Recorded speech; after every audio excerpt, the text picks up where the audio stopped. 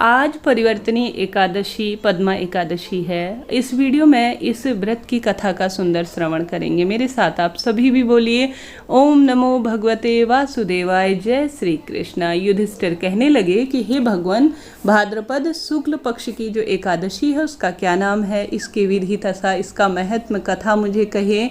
तब भगवान श्री कृष्ण कहने लगे कि इस पुण्य, स्वर्ग और मोक्ष को प्रदान करने वाली तथा सब पापों का नाश करने वाली उत्तम वामन एकादशी का महत्व मैं तुमसे कहने जा रहा हूँ, कृपया ध्यान से सुनो। यह पद्मा परिवर्तनी एकादशी जयंती एकादशी भी कहलाती है। इसका व्रत करने से वाजपेयी यज्ञ के बराबर फल प्राप्त होता है। पापियों के पाप नष्ट करने के लिए इससे बढ़कर कोई एकादशी नहीं। जो मनुष्य इस एकादशी के दिन मेरी अर्थात मेरे वामन स्वरूप की पूजा करता है उसे तीनों लोकों में पूजनीय माना जाता है। अतः मोक्ष प्रदान करने की इच्छा करने वाले भक्तों को जरूर से इस व्रत को करना चाहिए। जो कमल नयन भगवान का कमल से पूजन करते हैं वे अवश्य भगवान के समीप जाते हैं। जिसने भाद्रपद शुक्ल पक्ष एकादशी का व्रत और पूजन किया उसने ब्रह्मा, विष्णु, महेश सहित तीनों लोकों का पूजन और तीनों देवताओं का पूजन पूर्ण रूप से कर लिया। अतः हरिवासन अर्थात एकादशी का व्रत अवश्य करना चाहिए। इस दिन भगवान करवट लेते हैं, इसलिए इसे परिवर्तनी एकादशी भी कहते हैं। भगवान के वचन सुनकर युधिष्ठिर बोले कि भगवान, मुझे अति संदेह हो रहा है कि आप किस प्रकार सोते हैं और करवट लेते हैं तथा किस प्रकार से राजा बलि को बांधा और वामन रूप रखकर क्या क्या लीलाएं की, चतुर्मास के व्रत की क्या विधि है तथा आपके शयन करने पर मनुष्य का क्या कर्तव्य है, सो आप मुझे विस्तार से बताएं। तब श्री कृष्ण कहने लगे कि हे राजन, अब आप सब पापों को नाश करने वाली कथा का श्रवण करें। त्रेता युग में बलि नाम का एक दैत्य था। वह मेरा परम भक्त भी था। विविध प्रकार के वेद सूक्तों से मेरा पूजन किया करता था और नित्य ही ब्राह्मणों का पूजन और यज्ञ का आयोजन करवाता था। लेकिन इंद्र से द्वेष के कारण उसने इंद्रलोक तथा सभी देवी देवताओं को जीत लिया था। इस कारण से सभी देवता एकत्र होकर सोच विचार कर भगवान के पास आ गए। बृहस्पति सहित इंद्र आदि देवता प्रभु के निकट जाकर तथा नतमस्तक होकर वेद मंत्रों द्वारा भगवान की पूजा और स्तुति करने लगे। अतः मैंने वामन रूप धारण करके 5वां अवतार लिया और फिर अत्यंत तेजस्वी रूप से राजा बलि को जीत लिया। इतनी व्रता सुनकर राजा युधिष्ठिर बोले कि हे जनार्दन, आपने वामन रूप धारण करके उस महाबली दैत्य को किस प्रकार जीता, कृपया मुझे बताएं। श्री कृष्ण कहने लगे, मैंने वामन रूपधारी ब्रह्मचारी बलि से 3 पग भूमि की याचना करते हुए कहा, ये मुझको 3 लोक के समान है। हे राजन, यह तुमको अवश्य ही देनी चाहिए।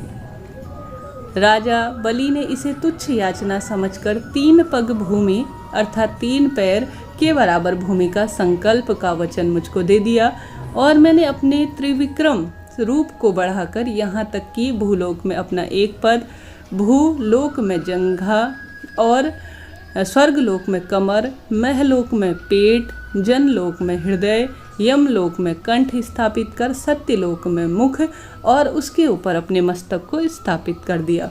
सूर्य, चंद्रमा आदि सब ग्रह गण, योग, नक्षत्र, इंद्र आदि देवता और शेष सब नागगणों ने विविध प्रकार से वेद सूक्तों से प्रार्थना की। तब मैंने राजा बलि का हाथ पकड़कर कहा कि हे राजन, एक पद जो है मैं पृथ्वी, दूसरे को स्वर्गलोक पूर्ण कर चुका हूँ। अब कृपया मुझे बताओ मैं अपना तीसरा पैर कहाँ रखूँ। तब बाली ने बड़े विनम्र भाव से अपना सिर झुका लिया और मैंने अपना पैर उसके मस्तक पर रख दिया, जिससे मेरा वह भक्त पाताल लोक में चला गया। फिर उसने विनती की नम्रता को और विधि विधान से उसने मुझे प्रणाम करते हुए कहा कि हे बलि, मैं तुम्हारे सदैव निकट रहूँगा। विरोचन पुत्र बलि ने के कहने पर भाद्रपद शुक्ल पक्ष की जो एकादशी के दिन बलि के आश्रम पर मेरी मूर्ति स्थापित हुई।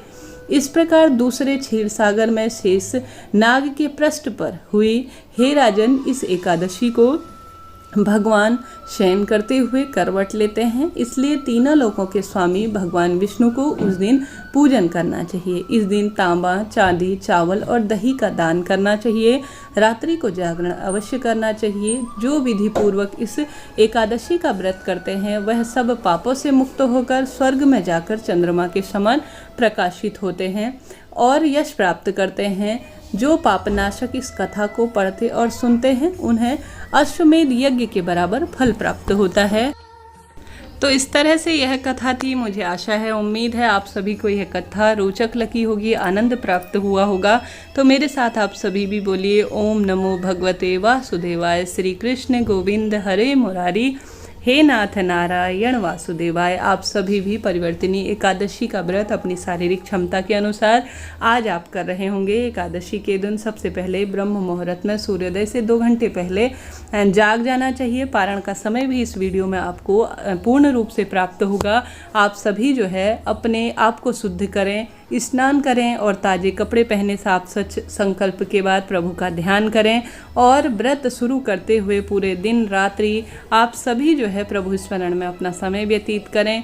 तामसिक चीज़ जो है पूर्ण रूप से एक दिन पहले 10वीं से ही पूर्ण रूप से परित्याग करें। जितना संभव हो प्रभु स्मरण ध्यान करते हुए आप सभी एकादशी के दिन स्नान इत्यादि जिस बाल्टी से करें उसमें कुछ बूंदे गंगाजल मिश्रित करें। स्नान के बाद आप सभी एक अखंड दीप जरूर से जलाएं। भगवान विष्णु का आवाहन करें। भगवान विष्णु को जल, पुष्प, गंध, दीप, धूप और नैवेद्य और कोई भी फल इत्यादि चढ़ाते हुए प्रभु स्मरण करें और शाकाहारी मिठाई इत्यादि तैयार करते हैं तो अति शुभ होता है। फिर पान, सुपारी, 2 टुकड़ों में किया हुआ नारियल का बूरा, केले, फल और कुमकुम, शहद, अक्षत, दक्षिणा इत्यादि चढ़ाएं। आपकी इच्छा सामर्थ्य अनुसार प्रभु पूजन करें। परिवर्तिनी एकादशी का व्रत भी पढ़ें। कथा जो आपने सुनी उसे पढ़ने का प्रयास करें। श्रवण तो आप करते ही हैं, अति सुंदर है। साथ ही विष्णु भगवान के विष्णु सहस्त्र नाम का पाठ करें, जाप करें। दान ही तो कुछ नगद रुपए भी जरूर से निकालें। शाम के समय सूर्यास्त के दौरान घी का दीपक, अगरबत्ती इत्यादि जलाएं। भगवान विष्णु की प्रार्थना करें। जितना समय हो संभव हो दीप दान करने का प्रयत्न करें। आज आप सभी आवश्यक रूप से अब इस समय में अपने व्रत का पारण करते हैं तो अत्यधिक शुभ माना जाएगा। जैसे कि 25 सितंबर के दिन जो यह एकादशी है उसे करना गृहस्थ जनों के लिए सर्वश्रेष्ठ माना जा रहा है। तो उसके बाद 25 तारीख को व्रत करने के बाद आप सभी को दूसरे दिन 26 सितंबर को पारण करना होगा। इस बार पारण का समय थोड़ा देर से प्राप्त हो रहा है। 1:25 से दोपहर में 3:49 के आसपास आप सभी अपने व्रत को खोलें। इसके साथ ही जो भक्तजन 26 जन को, जैसे 26 तारीख को जो गृहस्थ जन के अलावा इस्कॉन को मानने वाले साधु संत जन हैं वह जो है 26 को व्रत कर रहे हैं तो वह 27 तारीख को अपने व्रत का पारण करेंगे। तो पारण का आपके लिए समय होगा 6:12 से 8:36 के आसपास। इस समय आप अपने व्रत का पारण करें। जब पारण करें तब जो है पूर्ण रूप से आप सभी उस दिन भी, जब जैसे कि आज आप व्रत कर रहे हैं 25 को, तो 26 को दोपहरी में पूरे दिन आप व्रत में हैं, रात्रि में आप व्रत में हैं। थोड़ा व्रत का समय लंबा है। हरिवासर और एकादशी, द्वादशी इत्यादि के सम्मिश्रण के कारण, जिस कारण से आप सभी व्रत जो है पूरे दिन और रात्रि और दूसरे दिन आधे दिन का आपका हो जाएगा, जिस कारण से आप सभी जब हरिवासर का समय होगा उसके खत्म होने के पश्चात आप सभी प्रभु को दोबारा से भोग लगाएं।